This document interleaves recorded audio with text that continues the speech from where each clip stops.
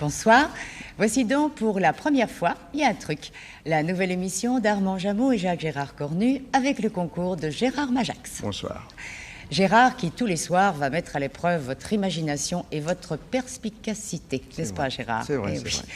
Comme lui, vous pourrez faire des trucs avec, je pense, pas grand-chose.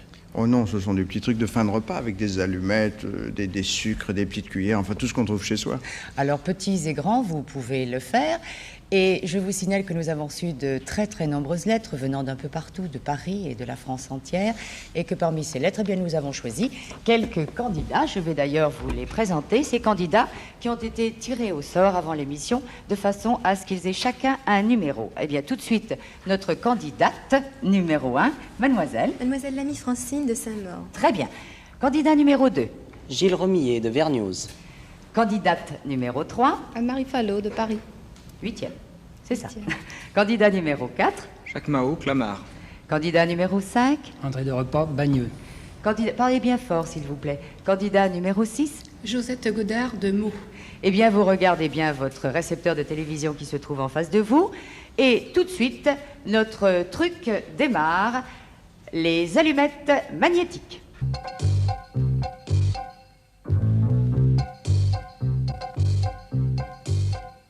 Vous avez certainement chez vous des allumettes. Bien. Prenons 3 allumettes et regardez bien une propriété magnétique peu connue des allumettes. Il suffit de frotter l'extrémité d'une allumette contre de la laine et là, ça ne peut pas rater. Les 2 autres allumettes sont repoussées. Voilà. Vous avez les allumettes, vous pouvez essayer. Mais si vous ne réussissez pas, c'est qu'il vous manque une seule chose, un tout petit détail. Le truc, car croyez-moi, il y a un truc. Et oui, il y a un truc, et ce truc, il faut le trouver, bien sûr. Je signale aux candidats que notre premier truc vaut 300 francs. Notre première candidate a sans doute des questions à poser à Gérard Majax, mademoiselle Lamy de Saint-Maur. Oui, est-ce que le fait de frotter sur votre veste en laine apporte une certaine électricité, quelque chose... Ah, vous avez bien étudié la physique à l'école, hein? Oui, c'est ça. Oui. Vous savez que lorsqu'on frotte un objet, on obtient une certaine électricité statique. En général, c'est vrai. Mais pour ce petit truc, ça ne sert strictement à rien. Ah bon? Je suis navré, mademoiselle. Je regrette beaucoup. Merci, mademoiselle. Nous passons tout de suite à notre candidat numéro 2, monsieur Rémillet. Est-ce que vous utilisez un autre ustensile pour ce truc? Vous commencez à vous méfier. Vous savez que dans les petits trucs de tradition populaire, on peut rajouter un petit ustensile secret, enfin, ustensile, un petit objet en plus. Un petit objet en plus. Oui, eh bien là, je crois que vous avez raison, on se sert de quelque chose en plus. Si vous avez une solution, vous nous la donnez tout de suite. Est-ce que ce serait quelque chose qui ferait ressort? Ah. Qui serait par Quoi? exemple en plastique? Ah morceau oui, de plastique. oui, je crois que vous êtes sur la bonne voie. Vous n'avez pas une précision plus grande? Un tuyau de plastique. Un petit tuyau de plastique. Eh bien, écoutez, venez près de moi, je crois que vous avez trouvé. Voilà des allumettes. Venez de ce côté, venez par là, que tout le monde, que nos amis téléspectateurs vous voient bien. Et je vais vous prêter des allumettes beaucoup plus grosses, vous voyez, qui sont là, avec un petit tuyau de plastique. Vous savez où le mettre?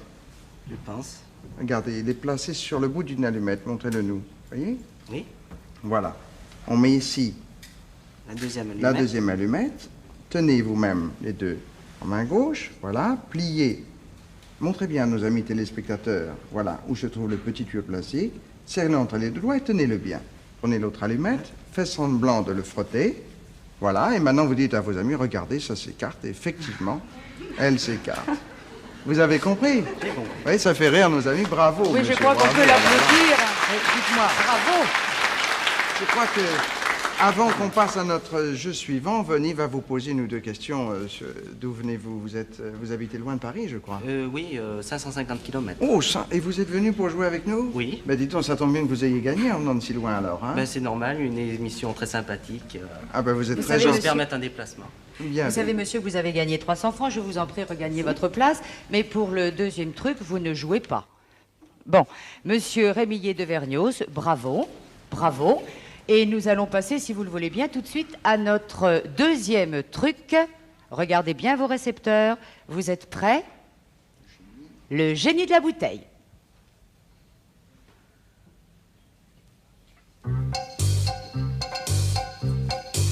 tour avec une paille et une bouteille de bière. On rentre la paille dans la bouteille de bière et maintenant, le problème, c'est d'essayer. D'essayer par un simple petit geste magique de soulever la bouteille avec la paille. C'est possible. Mais pas grâce à un petit génie qui est dans la bouteille, simplement un tout petit trucage. Eh bien, le premier truc ayant été trouvé, c'est le numéro 2 qui l'a trouvé. Le jeu veut que nous passions tout de suite au candidat, à la candidate numéro 3. Mademoiselle, avez-vous une question à poser à Gérard Majax? Non, je préfère passer la parole. Vous préférez passer la parole? Mademoiselle, écoutez, alors là, vous me faites mal au cœur. Je suis sûr que vous avez une petite question à poser sur ce tour. Réfléchissez. Rien? Je vais vous dire un secret. Il n'y a pas de génie dans la bouteille, hein. Ça, déjà, vous le saviez.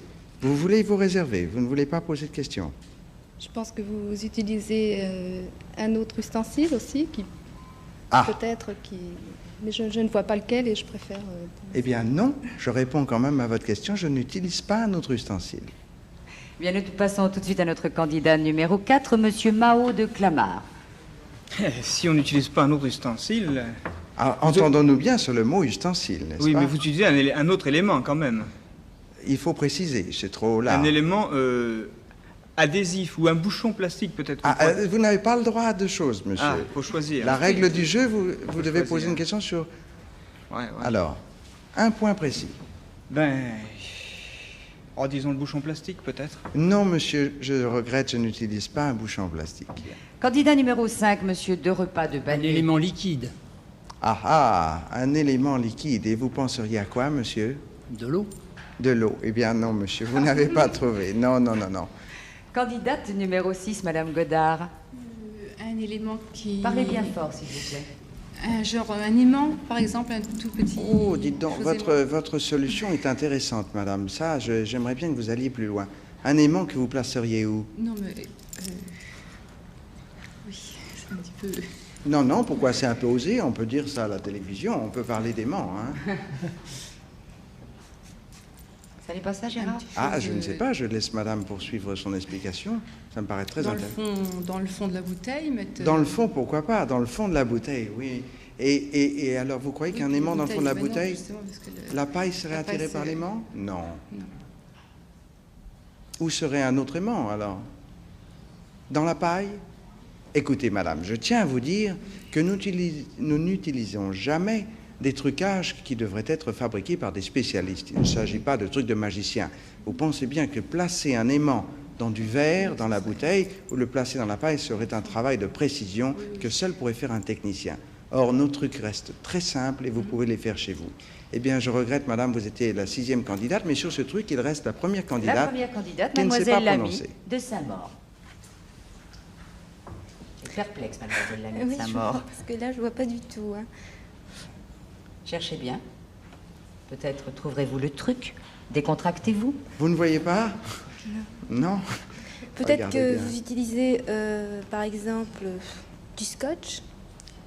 Attendez, nous n'avons pas le droit de dire de marque Pardon. à la télévision. Vous voulez sans doute parler de ruban adhésif. Oui. Ah, là, je vous comprends. Et que je placerai où, ce ruban adhésif? Eh bien, à l'extrémité de la paille, Oui, et ce ruban adhésif se collerait automatiquement au fond de la bouteille. au fond de la bouteille. Oui. C'est ingénieux, ça. Mais je vais vous avouer quelque chose. Le ruban adhésif, collé comme cela au dernier moment, ne suffirait en aucun cas à supporter le poids d'une bouteille de bière. Donc, je regrette, mademoiselle, vous étiez charmante. J'aurais bien aimé vous faciliter les choses et vous faire gagner. Merci, mademoiselle. Et oui, c'est notre jingle qui vous annonce la fin de nos 2 trucs. Notre premier truc ayant été trouvé, demain, vous en retrouverez un autre, il vaudra 300 francs. Quant à notre deuxième truc, 300 francs aujourd'hui et 300 francs demain, ça fait 600 francs. Je vous souhaite une excellente fin de soirée. Un tour avec une paille et une bouteille de bière. On rentre la paille dans la bouteille de bière et maintenant, le problème, c'est d'essayer. D'essayer par un simple petit geste magique de soulever la bouteille avec la paille. C'est possible. Mais pas grâce à un petit génie qui est dans la bouteille, simplement un tout petit trucage. Un tour avec du poivre. Après avoir mis un peu d'eau dans un verre, d'ailleurs jusqu'au bord. On remplit bien la surface de l'eau de poivre. Une mince couche apparaît. Si on trempe un doigt dans ce poivre, le poivre se rapproche tout doucement du doigt. La couche n'est pas rompue. Rajoutons encore un peu de poivre et regardez bien ce qui va se passer maintenant. Je trempe un doigt et là, le poivre s'écarte. Il fuit mon doigt. Cela semble invraisemblable. C'est tout à fait contraire à ce qui doit se passer. Pourquoi ?